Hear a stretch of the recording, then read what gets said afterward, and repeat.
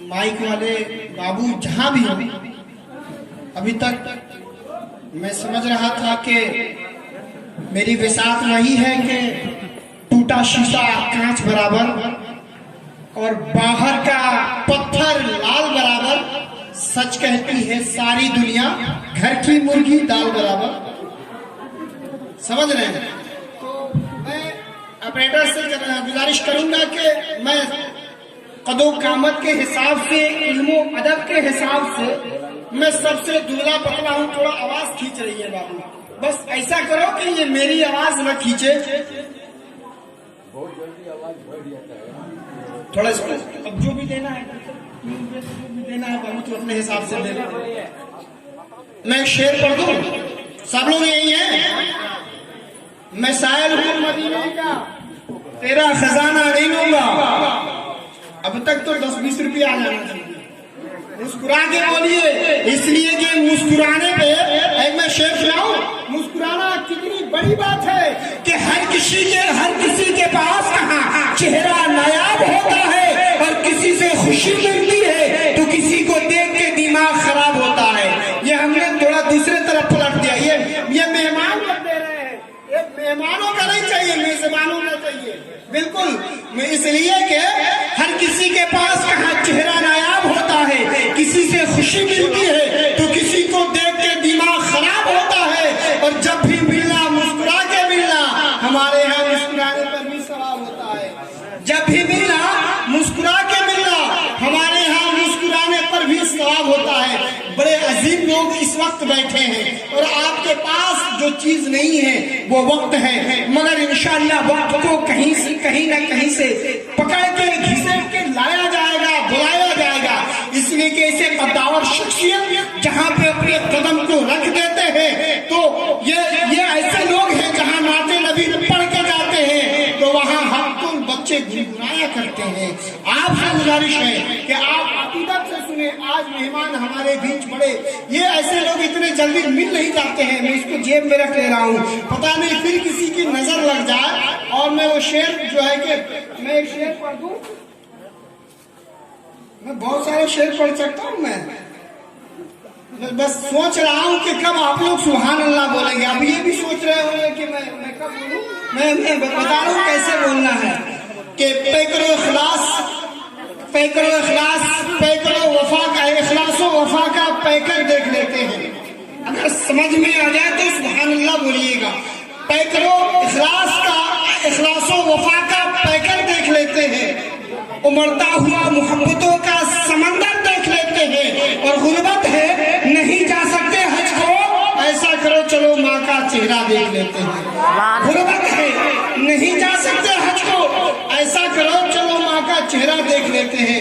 मैं एक बात बता दूं कि हमारे बीच जो है ना, मैंने बहुत छोटी उम्र में बहुत बड़ी बात कहने की जसारत कर दी है। एक शख्स मेरे पास है जो खुद शायर नहीं है मगर उसकी यादों ने मुझे शायर बना के छोड़ा है।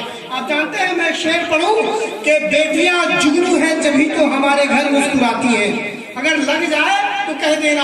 आज एक जालिम ने जुल्म की इंतहा कर दी। और उससे पहले एक शेर सुने कि एक हमारी बहन जो है दम तोड़ देती है, खुदकुशी कर लेती है। इसमें सुने हमारा माशरा कितना गंदा हो गया है कि एक भिखमंगे ने सोचा कि मेरी जिंदगी बाबू हेलो यही कर रहे हैं। एक भिखमंगे ने सोचा कि मेरी जिंदगी संवर गई, इसी चक्कर में एक माँ की गोद उजड़ गई। अगर दिल को लगे तो समझ जाना कि एक भिखमंगे ने सोचा कि मेरी जिंदगी संवर गई। बहुत तर्स जुमला है, मैं इनका आदी नहीं हूँ मगर हमारा माशरा इतना परगंदा हो गया है, कहना पड़ता है साहब क्या करेंगे। एक भिखमंगे ने सोचा कि मेरी जिंदगी संवर गई, इसी चक्कर में एक माँ की गोद उजड़ गई, इसी चक्कर में एक माँ की गोद उजड़ गई। और इतने खराब हो गए हमारे माशरे के लोग, एक बिनते हुआ फिर जहेज की भेंट कर गई।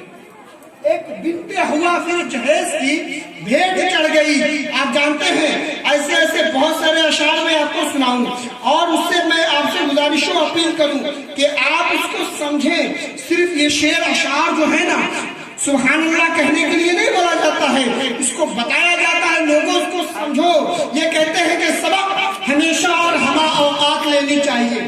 شعر دیکھیں سمجھ میں آ جائے تو سبحان اللہ کہ سبق ہمیشہ اور ہمہ اوقات لینی چاہیے, بزرگوں کی نصیحت اور ہر بات لینی چاہیے.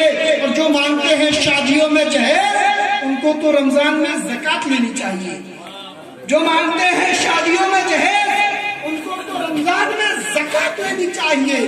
جو مانتے ہیں شادیوں میں جہیز ان کو تو رمضان میں زکوٰۃ لینی چاہیے.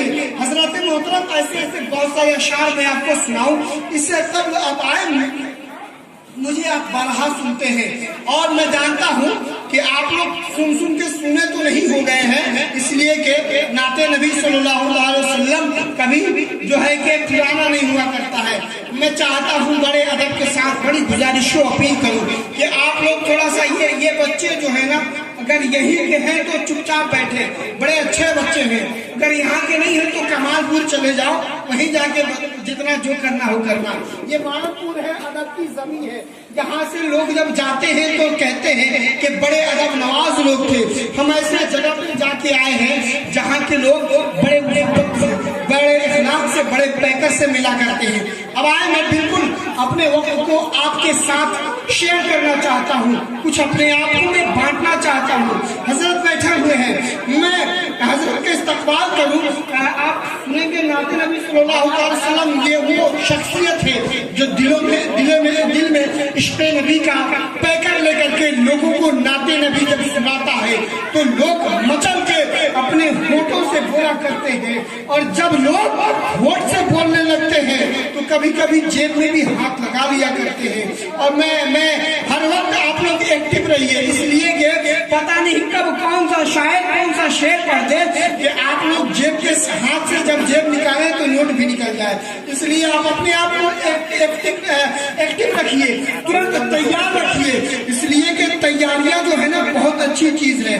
اور جب آپ تیاری کریں گے تو آپ کو وہ چیز میسر ہو جائے گی جس کے آپ عادی کبھی سوچے بھی نہ ہوں گے کہ ہم ہیں. آج ہمارا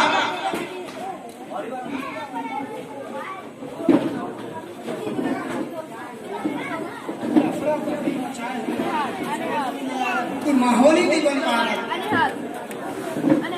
جو بڑے بڑے کانفرنسوں میں جایا کرتے ہیں اور نعت نبی صلی اللہ علیہ وسلم لوگوں کو سنایا کرتے ہیں. میں نعرہ لگا رہا ہوں اور شیخ سعدی کا ایک جملہ کہوں گا, آپ خود ہی فیصلہ کر لیں گے کہ شیخ سعدی نے کیوں کہا ہے یا نہیں. نعرہ تکبیر, نعرہ رسالت, نعرہ رسالت, مسلک اعلیٰ حضرت, مسلک اعلیٰ حضرت, جشن شادی خانہ آبادی, جشن شادی خانہ آبادی, جشن غریب نواز. شیخ سعدی فرماتے ہیں مشک آست کہ خود بگوید نہ کہ اپار گوید.